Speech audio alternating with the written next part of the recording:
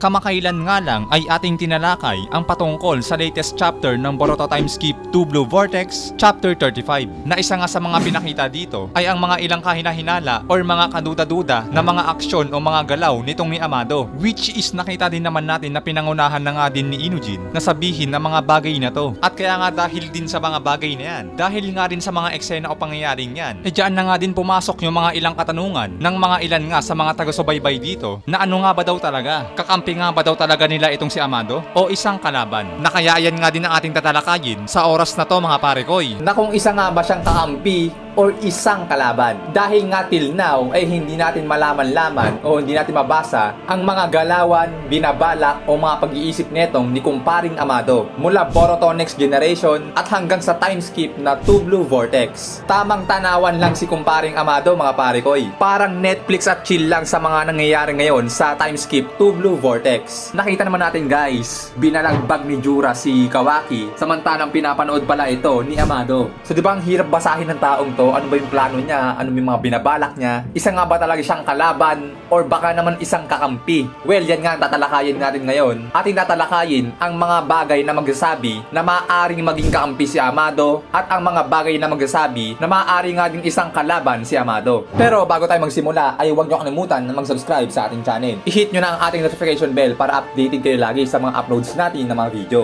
So umpisa natin sa good side o bagay na magsasabi na maaari maging kaampi si Amado. At yun ngayon doon sa Boruto Naruto Next Generation na ang pag-alok ni Amado kay Naruto ng isang pills na makakasira sa dojutsu ni Boruto upang unti-unti daw na ma-prevent si Momoshiki na lumabas kay Boruto. So take note mga pare koy, hindi pa time skip itong tinutukoy natin dito. Ito yung sa part ng Boruto Naruto Next Generation na sinabi ni Amado na isang pills na makakasira ng mata ni Boruto upang ma-prevent si Momoshiki na lumabas sa katawan ni Boruto. So ayan mga pare sa nagdaang episode at chapter pa yan ng Boruto na nagpapakita nga na willing tumulong si Amado dito kay Naruto patungkol kay Boruto. Pagkakatanda ko, Byakugan drugs yung ano din yung sinasabi ni Amado. Pero may side effect nga daw yung Byakugan drugs na yon na kapag ininom ni Boruto, unti-unti mabubulag yung mata nito. So dahil nga sa bagay na yan na sinabi ni Amado, nagpapahiwatig din guys na willing siyang tumulong talaga kay Naruto patungkol kay Boruto. At ang big points pa dyan, yung sinabi ni Amado na yung pag-inom ng pills na yon,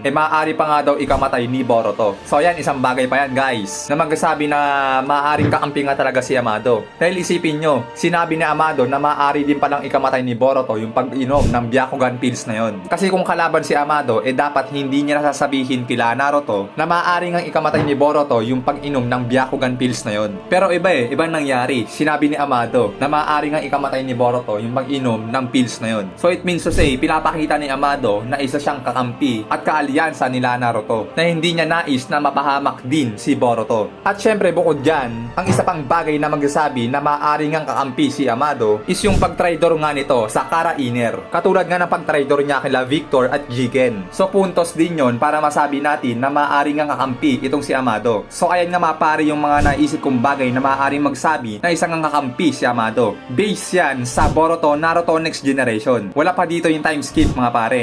So ngayon dito naman tayo sa mga bagay na magsasabi na maaaring kalaban si Amado. So heto mga pare koy, dahil sa kanyang mga pag-iisip at mga kilos na mahirap basahin, ayun nga din yung delikado guys. Dahil nga Miss King si Ishiki or Jigen ay hindi siya mahuli-huli. Miss King sila Naruto at Shikamaru ay hindi rin mahuli itong si Amado. Guys, Shikamaru na yan, napakatalinong ninja. Hindi pa rin mabasa o hindi pa rin matunugan yung mga susunod na kilos ni Amado. Kumbaga ang hirap talagang hulaan yung mga next move niya, yung mga pag-iisip nito. Yun kasi delikado rin sa isang tao, yung mahirap basahin yung pag-iisip. Yung masyadong tahimik tapos marami palang nalaman. Tapos ito pa yung iba siguro iniisip na akala nila na naging sunod-sunuran na lang si Amado kay Ishiki. Na parang makahanap si Ishiki ng perfect vessel niya na si Kawaki. So guys, ganito, hindi yung ganon. Hindi naman ganon yun na parang nagpaalila lang si Amado kay Ishiki sa mga inuutos-utos nito. Kasi kung titignan, benefits din ni Amado yon. Lalong-lalo na nga din sa time skip Boruto, pinakita din naman sa atin mga pare koy na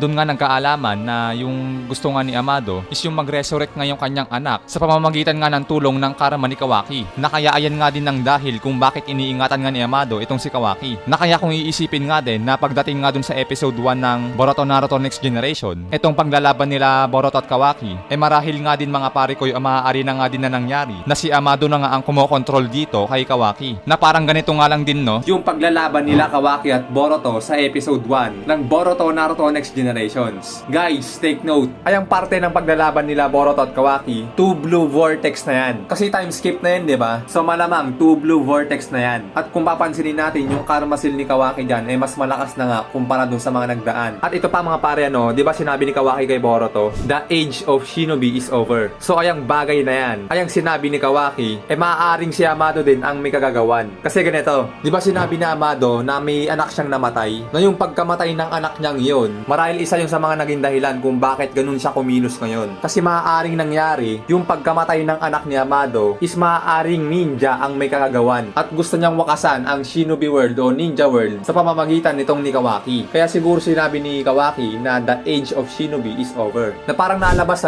marahil kontrolado ni Amado si Kawaki. Kumbaga yung parang ginagawa niya rin sa iba. Halimbawa si Delta, may controller si Amado kay Delta. Pati kay Code, may controller si Amado, di ba? So maaaring ang nangyari kay Kawaki dyan sa part na yan, na sinabi niyang the age of shinobi is over, marahil na kontrolado siya ni Amado upang gawin ni Kawaki ang mga kontra sa layunin ng kanyang ama na si Naruto. Kontra si Kawaki sa shinobi o sa mga ninja. Na ibig sabihin din kontra si Kawaki kay Naruto. Samantalang si Naruto ay isang shinobi o isang ninja. Na alam naman natin na mahal ni Kawaki si Naruto bilang kanyang ama. So ngayon, ba't parang tutol si Kawaki sa mga shinobi? Kasi nga marahil na may kumokontrol kay Kawaki sa oras na yan. Yun nga yung marahil na tumututol talaga ay si Amado na gustong wakasan ang shinobi world. So ayun nga guys, yung bagay na magsasabi na kung bakit maaari nga din na maging kalaban itong si Amado. Which is make sense din naman, no? Dahil nga itong si Amado nga din is yung tipo ng tao na mahirap nga din hulaan kung ano nga ba yung mga susunod na plano o yung kanyang mga susunod na galaw. Ang hirap basahin ng misteryosong tao. Lalo't dagdag pa natin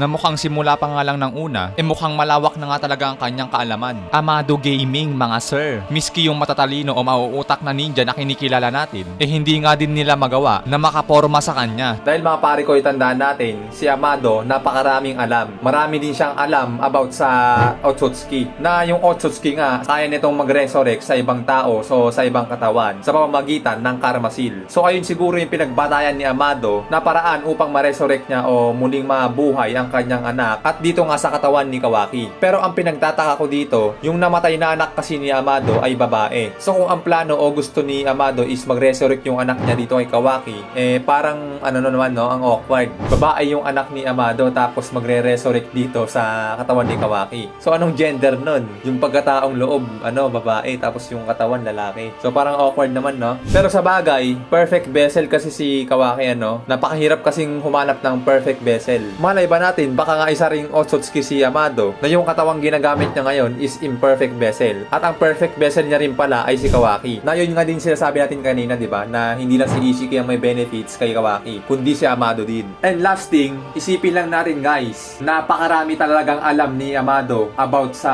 Otsutsuki. Miss King Shishibay Otsutsuki, may impormasyon siya dito. So doon pa lang, GG na agad tayo mga sir. Na magsasabi nga rin na hindi dapat ito basta-basta pagkatiwalaan itong si Amado. So ayun nga mga sir, ang mga bagay na magsasabi na maaaring kakampi si Amado at maaari ding kalaban si Amado. So guys, huwag natin kakalimutan, napapaalala ko lang. Lahat ng mga sinabi ko is nakabase lang sa mga nabasa ko, nakita at napansin. Dahil nga kung ako ang tatanungin, hanggang ngayon, hindi ko pa rin talaga alam ang kabuuan kung kakampi nga ba talaga itong si Amado or isang kalaban. Pero guys, tulad din na sinasabi ko, kung kayo ang tatanungin, ano para sa inyo ang mga magsasabing bagay na maaaring maging kakampi si Amado o mga bagay na magsasabi na isang kalaban nga si Amado? Comment down below para malaman ko rin kung ano yung mga sarili nyong opinion at mga ideya na magsasabi na isang kampi or kalaban si Amado. At kaya hanggang dito na nga muna ang ating talakayan mga sir. Maraming salamat, keep safe mga pare ko. Hanggang dito, Anime Tagalog Talakayan nagpapaalam.